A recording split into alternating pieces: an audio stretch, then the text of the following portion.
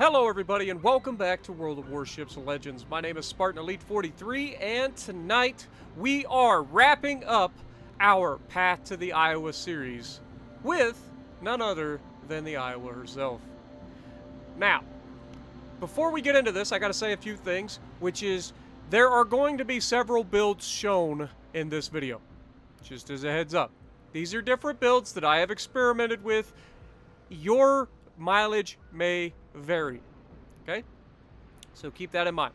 I am currently experimenting with a new build, which is what I'm going to show first. So we're running William Sims, and we have Charles Madden and Paolo de Revel as our two inspirations, okay? We're running Flammable Cannoneer, Gyrating Drill Bits, Marksmanship, Emergency Specialist, and Will to Rebuild. Alright? So why am I running these two commanders? Well, one gives you a faster reload, and the other gives you a faster reload and a faster main battery traverse.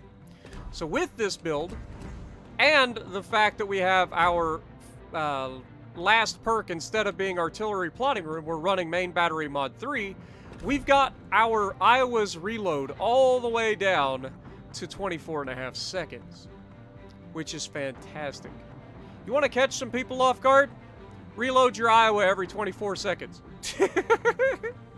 I'm telling you, people aren't expecting it. Everybody assumes that everybody in the Iowa is running a full dispersion build with a 30 or 32 second reload. Everybody just assumes, right? You can catch a lot of people off guard with a faster reload. Okay? And when you think about it, every, what is it? Let's see, we've shaved 6 seconds off our time. So every 5 shots, you get an extra salvo. That's a big difference. So, yeah, keep that in mind. But, anyway, with this build, we are running the spotter plane, by the way. We have the community contributor flag and, well, the camo is actually the American Stars and Stripes camo, permanent camo.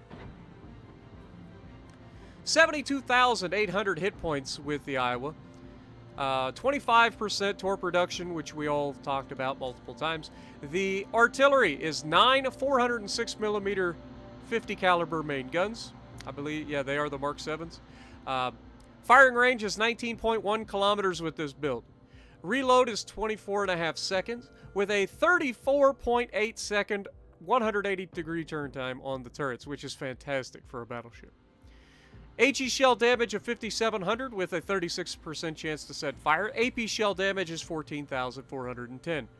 Secondaries, you have 20 127mm Mark 32s that reach out to 5 kilometers and reload in 6 seconds. 1,800 maximum HE shell damage with a 5% chance to set fires.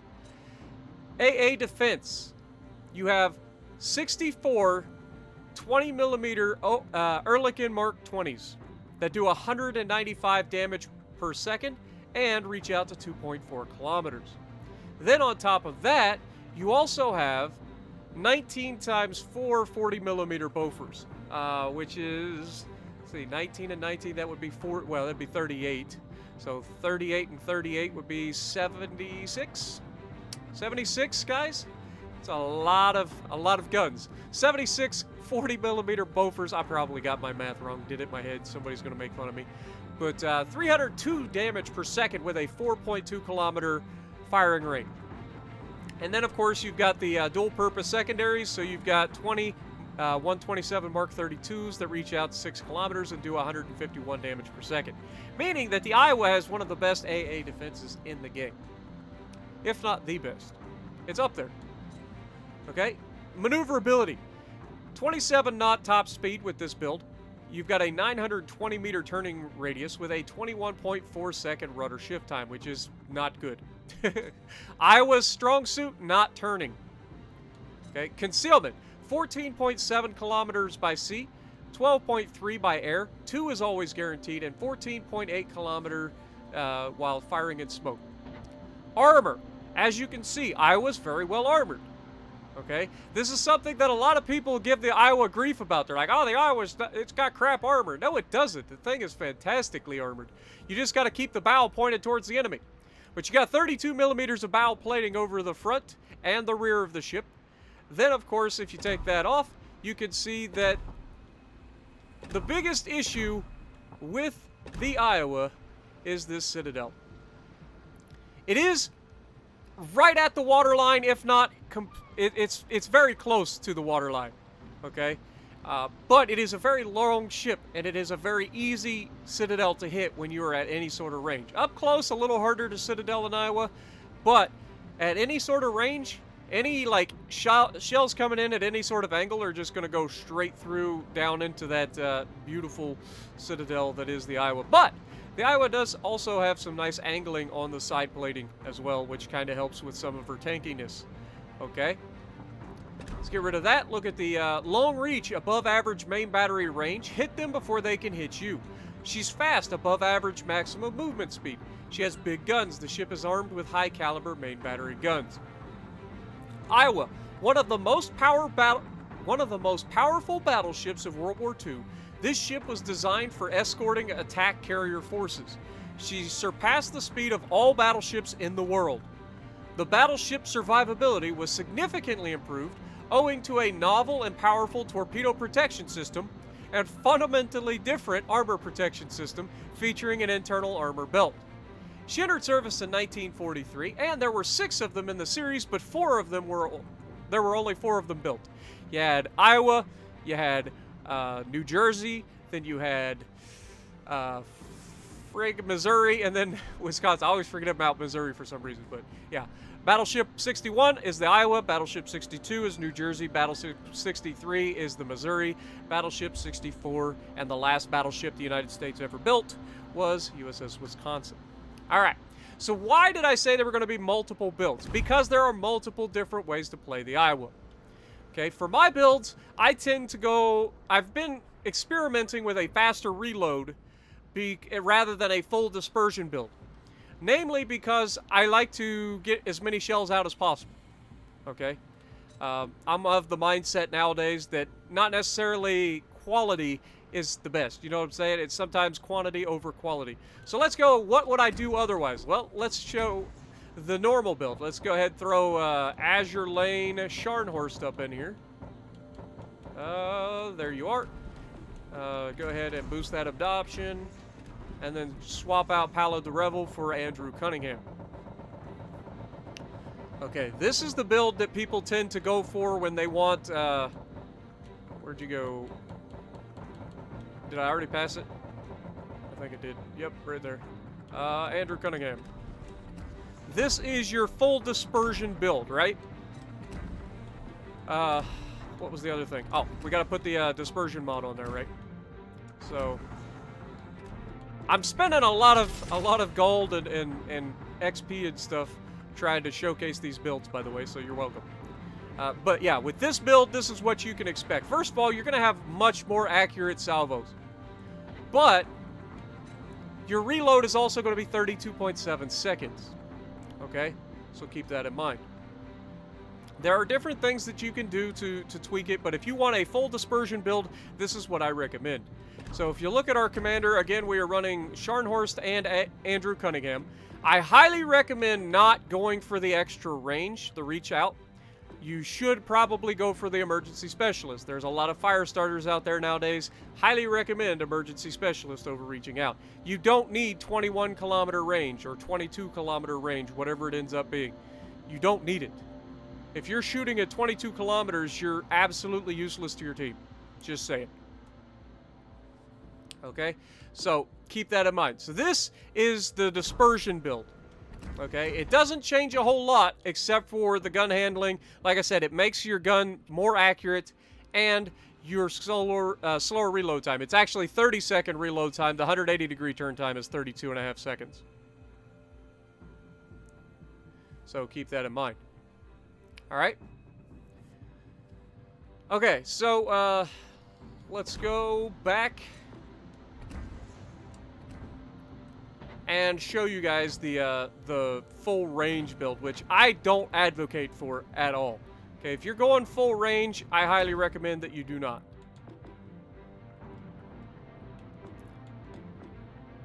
All right, so where'd it go? I'm in the wrong screen. I need in here. So this is the full range build, obviously. We need this one right here. Okay. I can't remember if there's a battleship captain that actually gives you more range. Let me just double check. We'll double check together, folks. I don't remember. It's cruiser, damage con, rudder shift, shell grouping, torpedo range, reload time of destroyers, firing AA, traverse speed.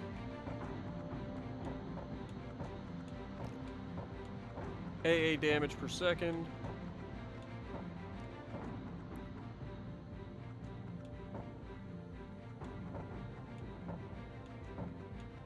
Come on, baby.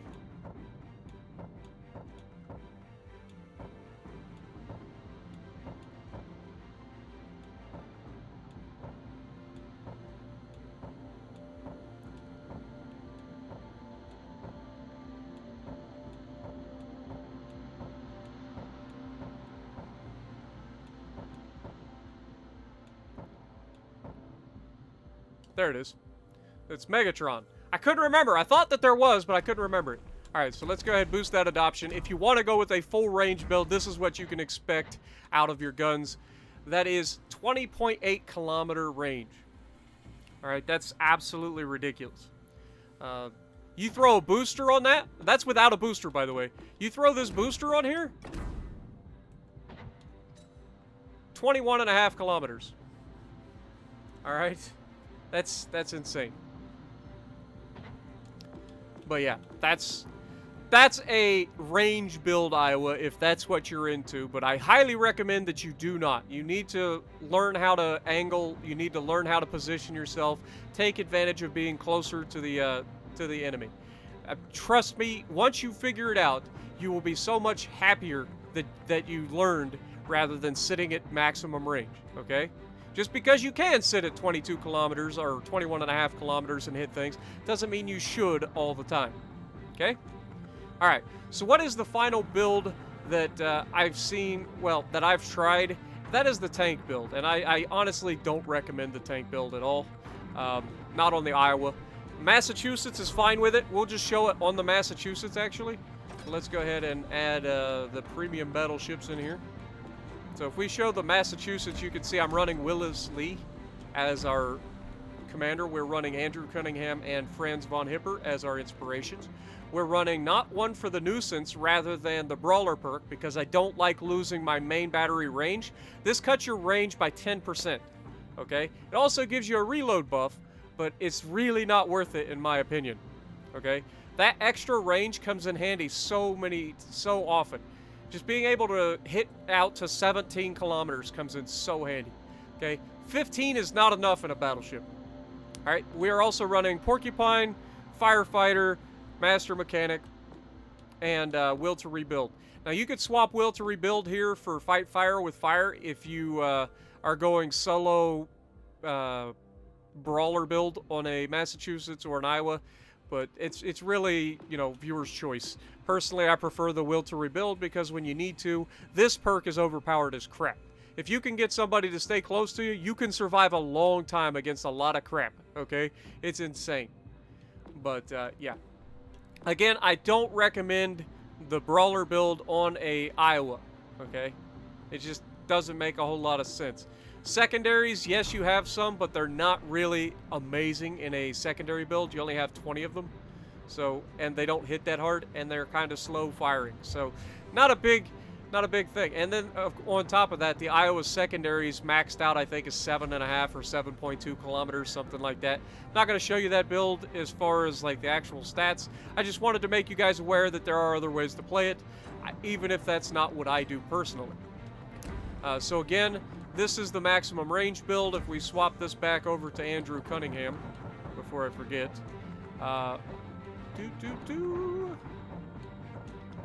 There we go.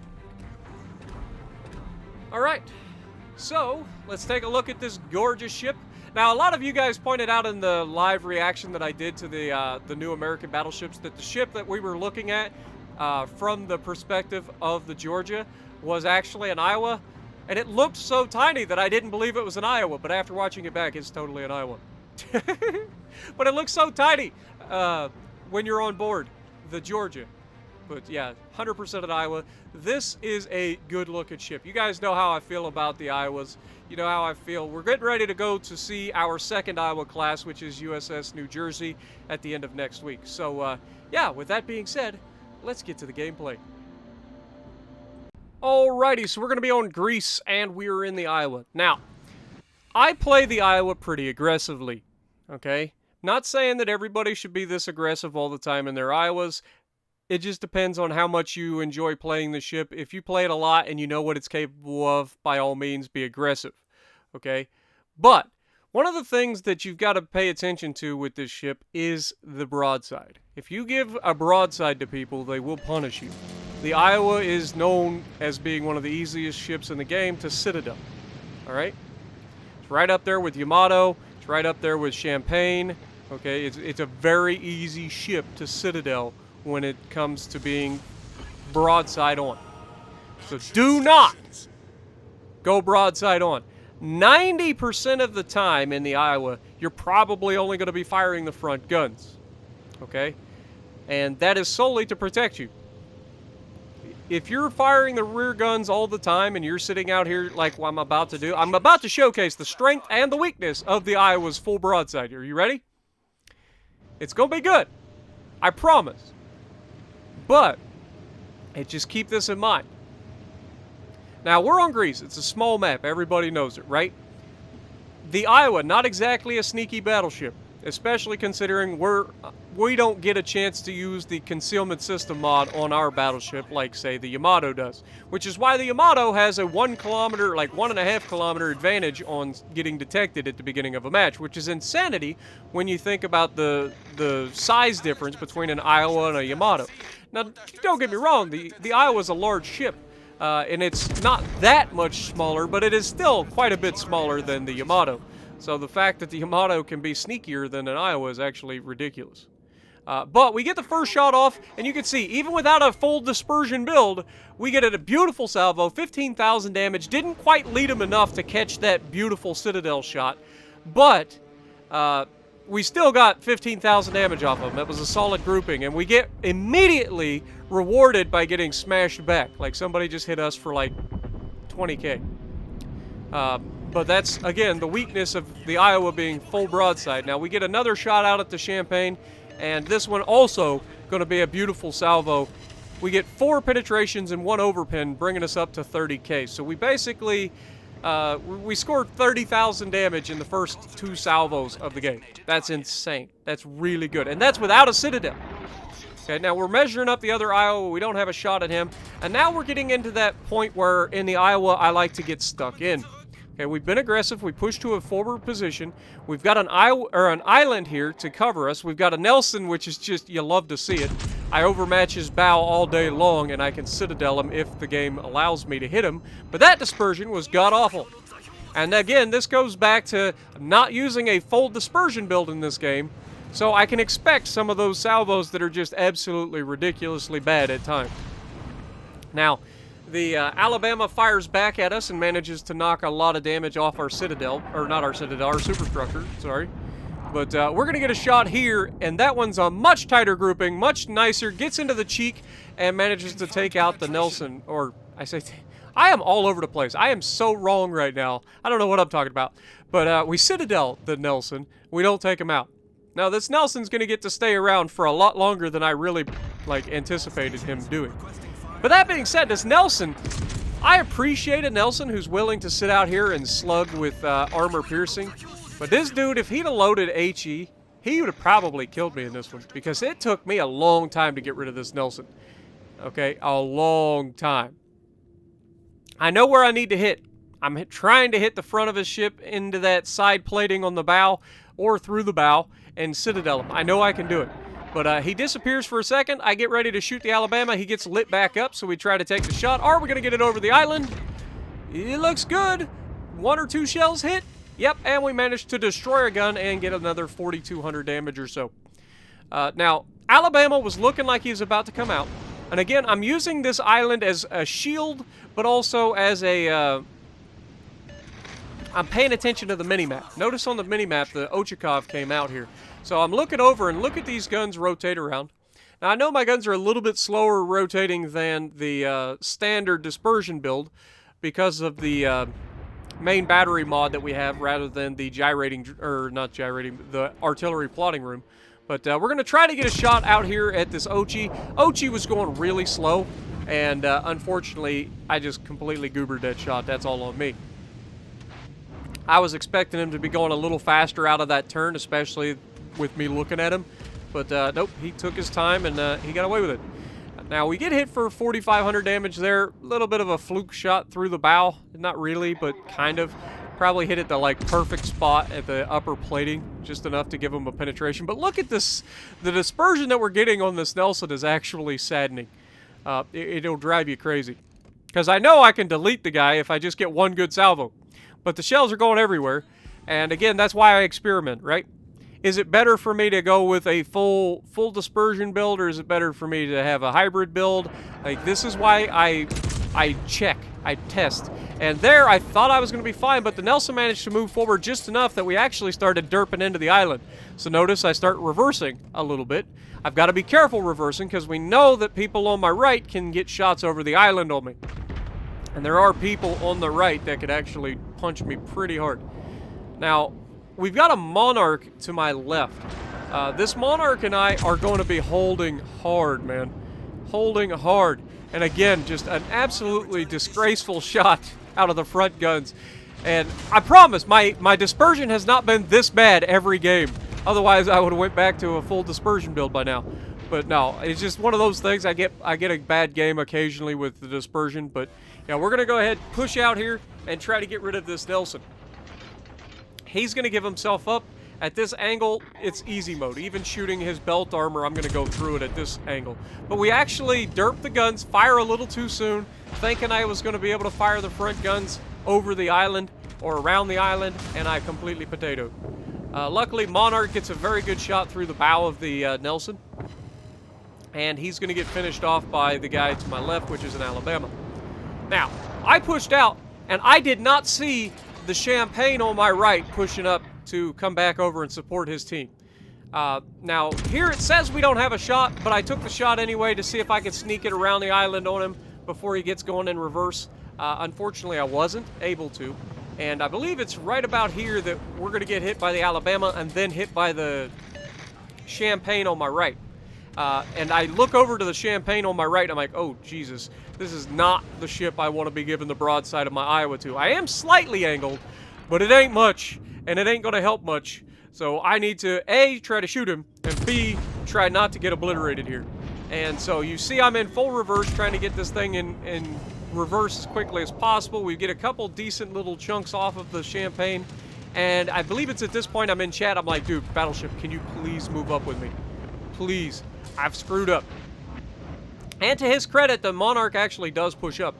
And so we're going to sit here and try to tank for our team. Monarch has a super heal. Not quite as good as the Conquerors, but it still has a really good heal. It's also a really tanky battleship. So he comes out. We're both given way too much broadside to two battleships that we don't want to be given broadside to. But we've screwed up. It's just time to try to focus a guy down, right? Champagne's doing a good job of staying bow into us. I don't think I overmatch his armor. Pretty sure he has 32 millimeters as well. But you can see I'm aiming high, trying to maybe knock out that gun, hit his superstructure, and sure enough, we do manage to get a hit into a superstructure for a little bit of damage. Unfortunately, not able to knock out that gun. Now, Friendly manages to take out that Alabama, and that leaves us 2v1 versus this Champagne. Plus, we have the enemies that are flanking around behind us. My destroyer sense started tingling, so I start moving forward, and also an effort to try to get angled to this guy a little better. We tried to shoot through the bow this time. We do actually get a couple penetrations through that side plating on the bow as he turned in. And sure enough, my my torpedo sense tingling saves my backside. Okay? You gotta pay attention, folks. You've gotta pay attention. You know that there's a destroyer left alive. Assume they're coming for you. All right. Now, Monarch is in a bad way. He gave up a lot of hit points. He is going to be able to get a heal if he survives long enough to do it. We get a shot off against their Iowa, but we managed to finish him off. Luckily for the Monarch, the enemy Champagne acts as some sort of spaced armor for him and keeps him from getting torpedoed right there to finish him off. So that's going to keep him alive. Now, this game's coming down to the wire. This is actually one of the few fun games that I've had all night. Most of the games that I've had have been meh at best. Like, this isn't the highest damage game ever, but it was at least a fight, you know what I'm saying? Every other game has been just a raffle stomp either way, whether you're on the receiving end or the giving end. I was on the giving end a lot today. My teams were just ridiculous. There was a few really, really bad players that you just, like, you look at, you're like, oh my god, what are you doing? But for the most part, my teams have just absolutely wiped every team that I've fought, which is the way it always seems to go when I'm trying to record. Any other time, like, you don't get any teammates, right? Your teammates are just absolutely the worst people on the planet. They get nothing. And then you're trying to record a video, like a very specific video, like, say, in my Iowa, where I'm trying to get a specific set of circumstances in a video. But those are the ones where it's just everything goes, like, perfect for your team. But we're going to get up in here, try to move a little bit closer on these, on the Kagero. See if we can't get him spotted and potentially get a shot on him. We got the Akazuki out here to my right. He gets radared. I get radared by the Ochi, I'm assuming. So we're going to push up and see if we can't bait this destroyer in. And I'm not going to lie, it works beautifully. It works exactly like I wanted it to. This destroyer comes right at me. Okay, watch him. As soon as we get close to this edge, he's going to just YOLO me.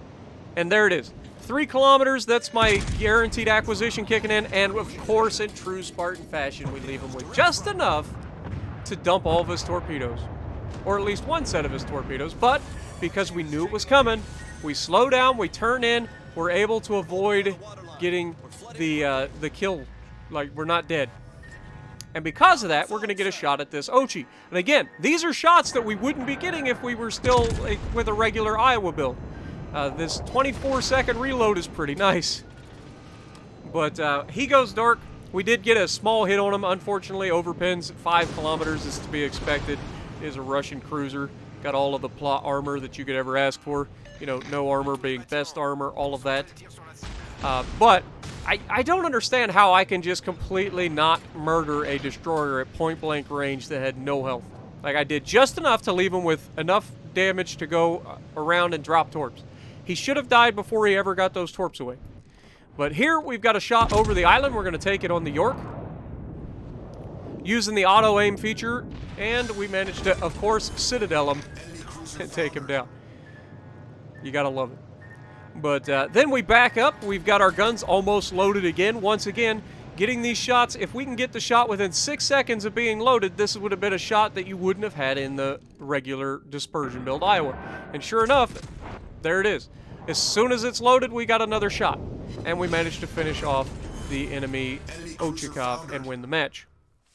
So hopefully you guys enjoyed this showcase of the Iowa. Like I said, not the highest damage game ever, 122,000, but we did get a Dreadnought. We got a high caliber. Shout out to Styg or STYG.